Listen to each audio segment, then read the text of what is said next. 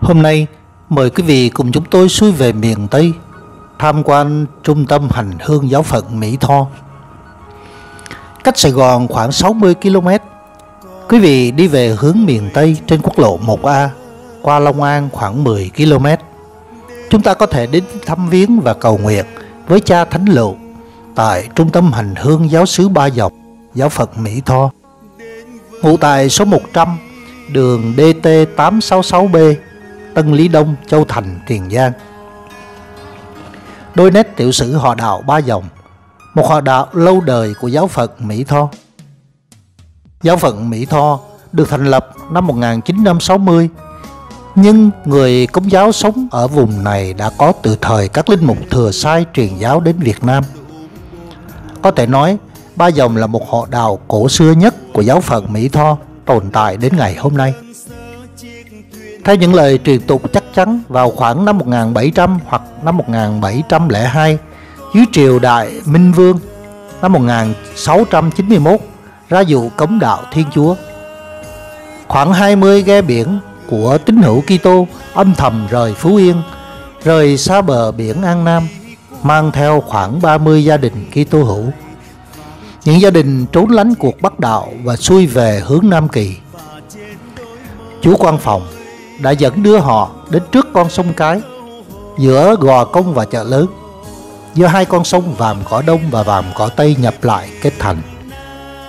Ghe ngược dòng sông này cho tới chỗ bắt đầu đồng cỏ lát rộng lớn và dừng lại ở miệng con rạch gọi là rạch Chanh.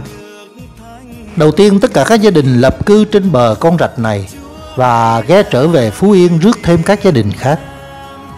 6 tháng sau, ghe trở lại mang theo những Kitô hữu khác còn đông hơn nữa. Nhưng ở gần sông quá, ghe thuyền quan lại đi lại thường xuyên nên có lần họ bị bắt và bị cầm tù.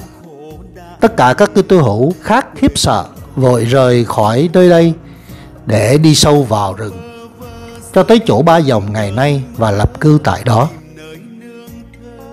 Rất có thể dân cư đã trở lại đạo từ một thời xa xưa. Các cụ già thường chỉ cho con cháu những ngôi mộ của 3 thế hệ đã sống trước họ, mà tất cả đều là những người Công giáo. Tại đất thánh họ đạo ngày nay, còn một vài mộ chí niên đại năm 1663, năm 1664 và nhiều ngôi mộ cổ ghi chữ Nho đã lu mờ không thể đọc được. Giáo xứ Ba Dòng đã trải qua biết bao cảnh thăng trầm. Năm 1783, anh em nhà Tây Sơn đã đến đây tìm vua Gia Long, không thấy, họ nổi giận chém giết 150 người giáo dân tại đây. Rồi thời vua Minh Mạng, vào năm 1836, quan quân Triều Nguyễn cũng đã truy quét họ đạo Ba Dòng và đã tàn sát trên dưới 1.700 người. Đến triều đại vua Tự Đức, cha sở họ đạo lúc đó là cha Thánh Phêrô Nguyễn Văn Lựu cũng đã bị chém đầu tại Mỹ Tho năm 1861. Và sang năm sau, năm 1862, họ đạo bị tàn sát. Lần này có 25 người đàn ông đã tuyên xưng đức tin tại chợ Cổ Chi, cách Ba Dòng khoảng 2 km. Xác 25 vị này đã được chôn cất một nơi gần đó mà người ta vẫn truyền tụng cho đến ngày hôm nay, gọi là Gò Chết Chém. Cùng với 25 người đã tuyên xưng đức tin cách công khai, có 2 người cũng bị chém đầu khi trốn chạy. 10 năm sau, cha Ha Môn vâng lệnh đức cha Michael lo việc cải táng hài cốt các vị tử đạo về an táng tại đất thánh Ba Dòng ngày 18 tháng 6 năm 1872. Lịch sử họ đạo Ba Dòng gắn liền với việc bách hại đạo Công giáo ở Đàng Trong. Tại đây, người ta đã chứng kiến cảnh tử đạo của linh mục Phêrô Nguyễn Văn Lựu và nhiều tín hữu khác bị chém đầu vì tuyên xưng đức tin. Trong 117 vị thánh tử đạo của giáo hội Việt Nam, Ba Dòng có 2 vị linh mục phụ trách họ đạo, đó là Philippe Phan Văn Minh từ năm 1849 đến năm 1853, Phêrô Nguyễn Văn Lựu từ năm 1853 đến năm 1861. Danh sách ghi lại những linh mục coi sóc họ Ba Dòng. Được biết thì linh mục Philippe Minh là người đầu tiên. Năm 1997, Đức Giám mục giáo phận cho phép tái thiết thánh đường họ đạo Ba Dòng, dâng kính Đức Mẹ Maria, nữ vương các thánh tử đạo.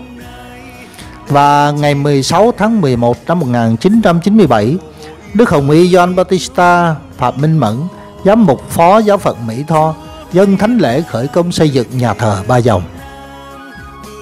Ngày 16 tháng 3 năm 2000, nhà thờ họ Ba Dòng với tước hiệu nữ vương các thánh tử đạo Việt Nam được Đức cha Phaolô, giám mục giáo phận Mỹ Tho cung hiến để ghi nhớ và tôn kính các vị thánh tử đạo.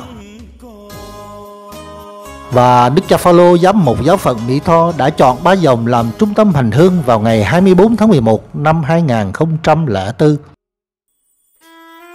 Và ngày 27 tháng 11 năm 2009 đặt Thánh Phêrô làm bổn mạng giáo phận.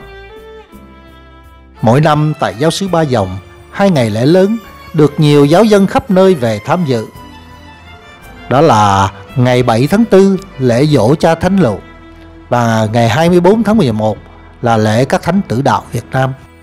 Nếu con không vác thập giá, làm sao hiểu được tình Ngài yêu con. Yêu con vuông tròn sắc son, yêu con hiến trọn xác hồn. Nếu con không vác thập giá, làm sao hiểu được tình Ngài khổ đau.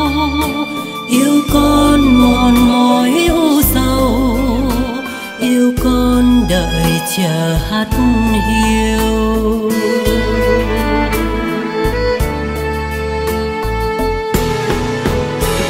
Chúa ơi, con xin cúi đầu nhận lấy thánh giá Chúa trao, và vác thánh giá bước theo Chúa Giêsu đến đỉnh đồi cao.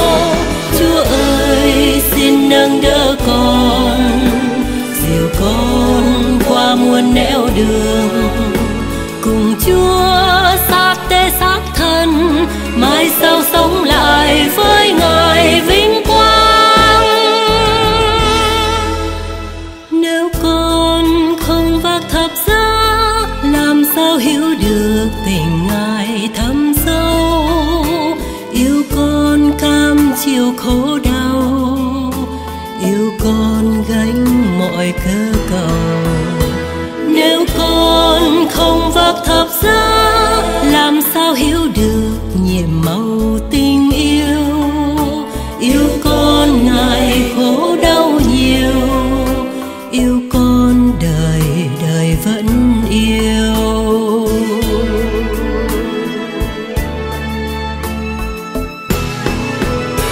Chúa ơi, con xin cúi đầu nhận lấy thánh giá Chúa trao, và vác thánh giá bước theo Chúa Giêsu đến đỉnh đồi cao. Chúa ơi, xin nâng đỡ con, dìu con qua muôn nẻo đường, cùng Chúa xác tế xác thân, mai sau sống lại với Ngài vinh quang.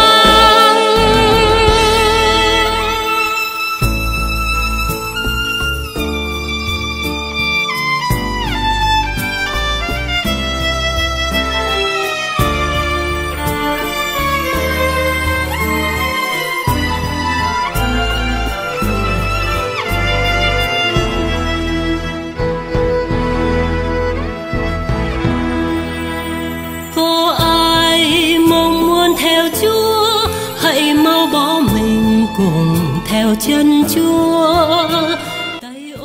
Đến với cha Thánh Lộ và các anh hùng tử đạo, chúng ta cảm nghiệm được niềm tin kiêu hùng của ông cha ta giữ đạo theo Chúa đến cùng, dù khó khăn gian khổ và hy sinh đến cả mạng sống của mình, vẫn một lòng tín thác vào Chúa.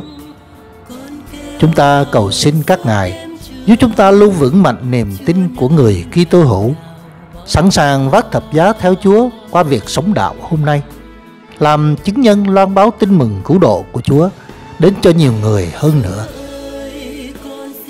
Vâng, kính chúc quý vị thật nhiều bình an trong cuộc sống và tràn đầy thánh ân. Xin chào và hẹn gặp lại trong những chuyến đi sau. Theo Chúa Giêsu đến đỉnh đồi cao, Chúa ơi xin nâng đỡ con, dìu con qua muôn nẻo đường, cùng Chúa xác tế xác thân, mai sau